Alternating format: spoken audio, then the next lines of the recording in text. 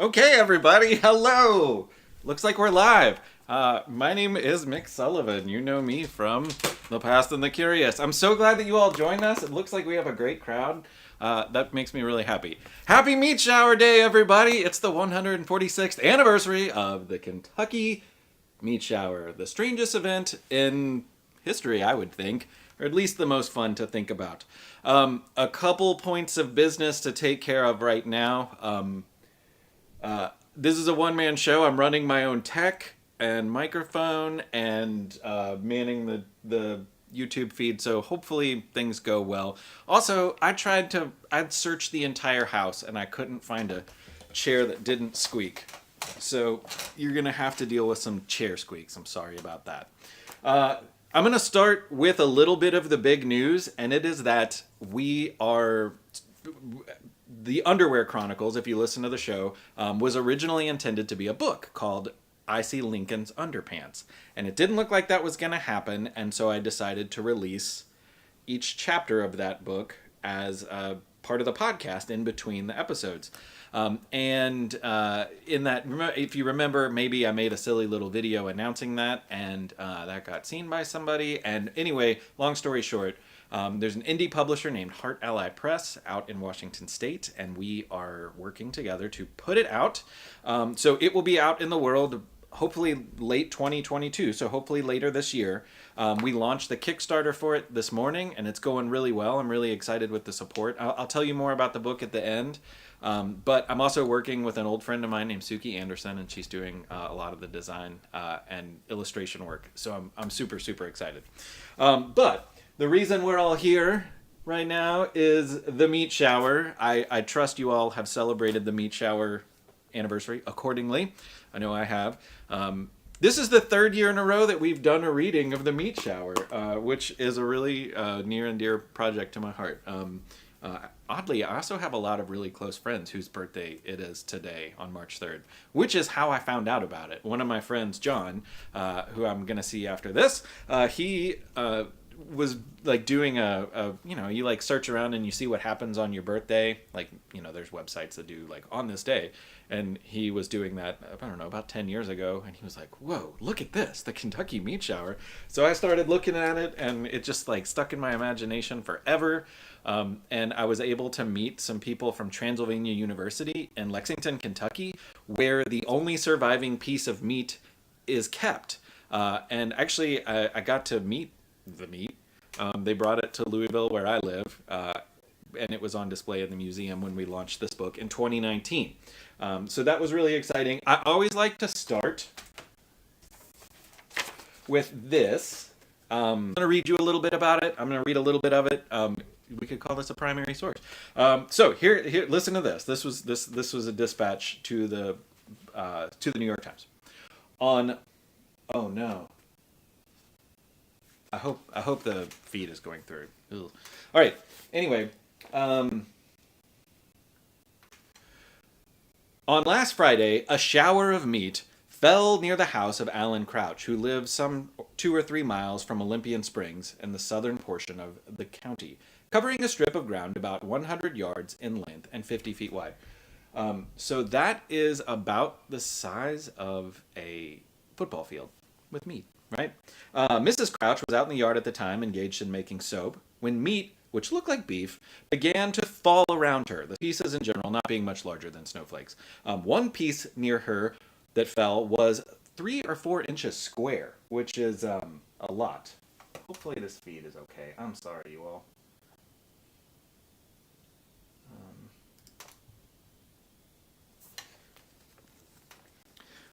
So anyway, it goes on, and it's super funny and it's super gross. But this is also one of my favorite articles. This is from the same day from a different newspaper called the New York Herald.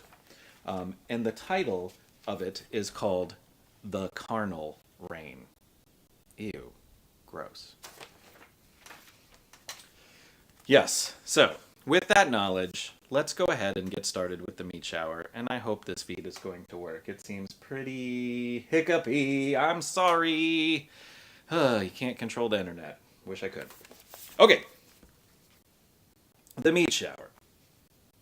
The mostly true tale of an odd and somewhat edible occurrence. by Mick Sullivan and Shay Goodlett. He did the illustrations, and we decided that we wanted to have that surviving piece of meat, the last piece of meat that is in Transylvania University, we wanted that meat to be the narrator of the story. So it's the only story, to my knowledge, only book narrated by a piece of meat. So here we go. It's just a fact. Sometimes strange things happen. And you're most certainly going to think that this story is strange. Why? It's a tale as true as the leaves on the tree. It's as real as this very jar on this very shelf. The same one that I call home. Maybe you've heard of that famous tsunami of Sticky, the great molasses disaster. As it's known, that was unusual but easy to explain. A giant storage tank exploded and sent a tidal wave of gooey brown sweetness slowly creeping through the streets of Boston. This is one of my favorite illustrations too. Shay was inspired by a very famous Japanese woodblock print that shows a tidal wave. You've probably seen it. It's super, super famous. So he mimicked this, and in fact, the courthouse, which I think is what that is, in Boston. There's a mountain in the original, so it's all the composition of Shay's image is incredible and spot on. Back to the story. Or there was that time a giant flock of birds just plumb fell right out of the sky with nothing more than a thunder of thuds on the ground. Some folks called that one the Louisiana blackbird tragedy. Believe it or not, something similar has happened with frogs, or so I've heard. But if you're really looking for something strange, I'll tell you. There's nothing quite like what happened in the little town of Olympia Springs one March day in 1876. March 3rd, 1876, actually, today. Here he is in the town square. You wouldn't believe me if I told you. But it's the reason I'm here, so I'm going to tell you anyway. Mrs. Crouch, was gathering supplies to make a batch of soap. It was a hot, smelly job, so she typically worked in the yard, and the weather seemed perfect for the task. Before she opened the door, she heard a sound from the roof above her, and at first she thought it was a spring shower, but it didn't quite sound like the rain she knew. It fell at odd times, not the steady, gentle pity-pat of a shower's first raindrops. It was a heavy, flat sound, a soft thunk against her old tin roof. Thunk, thunk, thunk. She looks confused. Out the window, she saw nothing unusual. Then she heard a few more thunks. Stepping outside, she looked around to see what could be making such a strange sound, and as she looked up, she felt it. It smacked her face with a sloppy slap and slid slimy and slow down the soft skin on the side of her face. She caught her breath and then broke the silence with a shriek.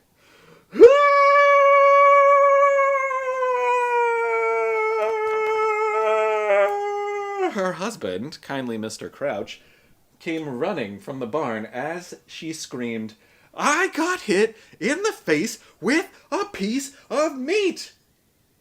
As matter-of-factly as someone can be in such a peculiar situation, her dear husband calmly replied with a smile, "I know, it's a meat shower.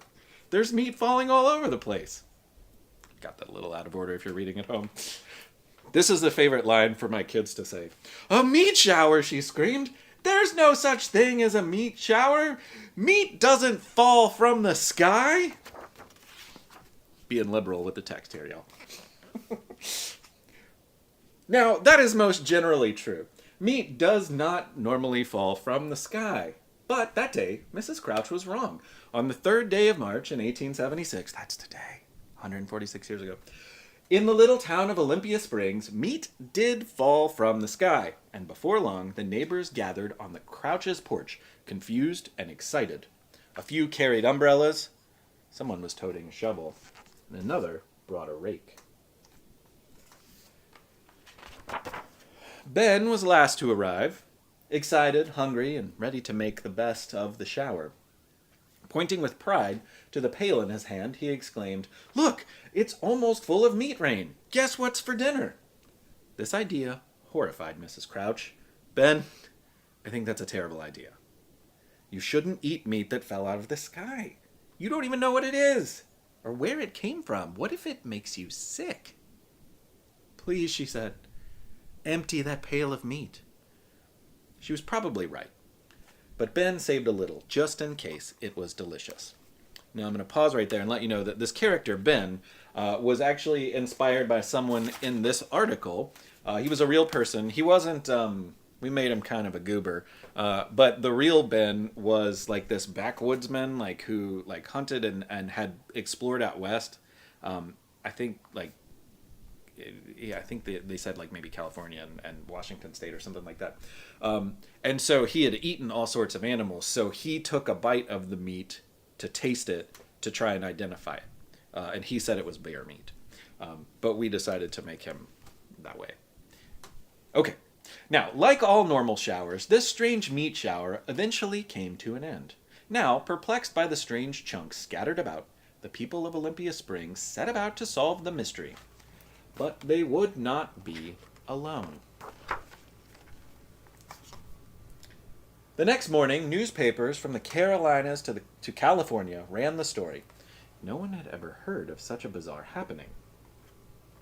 It was the talk of the nation, and before long the place was crawling with scientists, meteorologists, and butchers. Everyone was hungry for an explanation to the mysterious meat from the sky, so specimens were packed up and sent to labs all over the country, while in Olympia Springs, people guessed and gossiped and waited for an answer. One scientist speculated that it was horse meat. He said, I guess he thought a horse just up and exploded, shooting meat all over the place. Can you imagine? Not likely, if you ask me. And besides, no one in the town reported missing any horses. This is one of my favorite bits right here. Another scientist speculated that the meat shower was the product of a kettle of vultures, which is the name for a flock of vultures in flight. In this hypothesis, a big group of those birds had just feasted on a giant meal, and then, when they started to fly, one of them realized that he had eaten too much. If he was going to stay in the air, he had to, well, get rid of some of that meat. And here's the thing about vultures. Cactus Jack has already quoted that for us. If one of them barfs, they all barf. This was the original spread that Shay and I had in mind when we started planning this book. Like, I was like, this has to be in the middle, and we'll make the rest of the book fit around that, because I want a 2-page spread of vultures vomiting. It's just how I do. In the end, Mrs. Crouch and the townspeople never heard an explanation that satisfied them. While the scientific specimens disappeared, or most of the remains were thrown away, or eaten by Ben, the town wondered and waited and watched the skies, hoping another meat shower would leave better evidence. After a while, life went back to normal. The meat shower remained a point of pride in Olympia Springs, Kentucky, but people everywhere else soon forgot about that strange, unexplainable day. But not me. I'm going to start that page again. Not me. I can't think of anything else. Of course, today, Mr. and Mrs. Crouch, Hungry Ben, and the curious townfolk are distant memories. But I'm still here. I remember hitting the ground, surrounded by all the others. But I don't have the foggiest memory of what happened before that. All I can do is wonder as I stew in a dusty old jar in a museum shelf. Once I was in newspapers from California to Carolina, but the few who even notice me today, I'm little more than a curiosity. They squint their eyes and wrinkle their noses before they move on. That's also one of my favorite images. This kid doesn't get it. He didn't get the magic of the meat shower. Maybe meat will never fall from the sky again. But I still pray that someone curious and clever is struck by that distant day, that distant fateful March day, and is hungry to solve my mystery. Because where there is mystery, there is hope. And as you've already clearly seen, anything can happen. So do me a favor and check the weather for tomorrow. I wonder if it's going to rain. Happy Meat Shower Day, everyone! I'm so glad that you joined us. If you want to stick around, I'm just going to give you a few details about I.C. Lincoln's underpants. I'm really excited about it. I do also want to thank all the people that made this book possible. It's been great to have this book a part of my life. So Shay Goodlett, he's the best. Early Works Press, the first publisher that I've worked with, they were great. And everyone who's bought a copy of it, it's great. It's a special book to me. So I.C. Lincoln's Underpants is hopefully going to be out by, we're shooting for November or December. There are things that we can't control, but the bulk of the work is done. So it's mostly written. Suki's working on illustrations, and I'm going through with an editor right now. But there's 15 or 14 chapters, 15, I don't know, I can't remember off the top of my head, but there's 14 or 15 chapters that are, they're going to be very familiar to you, because I promised that I would give away the Underwear Chronicles, and a lot of that is this book. But they're going to be updated, they're going to be edited versions, they're going to be tighter, they're going to be more concise, there'll probably be additions to it. But in addition to that, there's going to be other stuff that you've never seen or heard before. I mean, Suki's illustrations for one. But also, I've got like 30 or 40 what I'm calling short shorts, which are interesting stories about other famous people in their underwear, but they weren't enough to develop into a huge story. So there's a story about Benjamin Franklin, there's a story about Thomas Edison, there's a story about Molly Pitcher, which I think is really super interesting too. And then in addition to that, there's also what I'm going to call the Underwear Hall of Fame. So those will be like page-long entries on notable moments in underwear creation. So the hair shirt. Has anyone out there ever heard of a hair shirt? Ugh. Or the tidy whitey. Where'd the tidy whitey come from? So if you have ever seen this book, this is called How They Choked. There's a whole series of them, How They Choked and How They Croaked by Georgia Bragg. I got this like 15 years ago, or 10 years ago. And it's a big inspiration. Like my book is going to feel a lot like this. The chapters are going to be about 2,200 words long. So it's going to be enjoyable for kids and adults. It's really going to be fun, and I'm excited to share it. And it's going to feel like the podcast. It's going to feel like The Past and the Curious. So I'm eager to get it to the world. There's a lot of work still to be done. I hope a copy of the book winds up in your lives at some point. So thank you all very much, and happy Meat Shower Day. And thank you so much for listening to The Past and the Curious.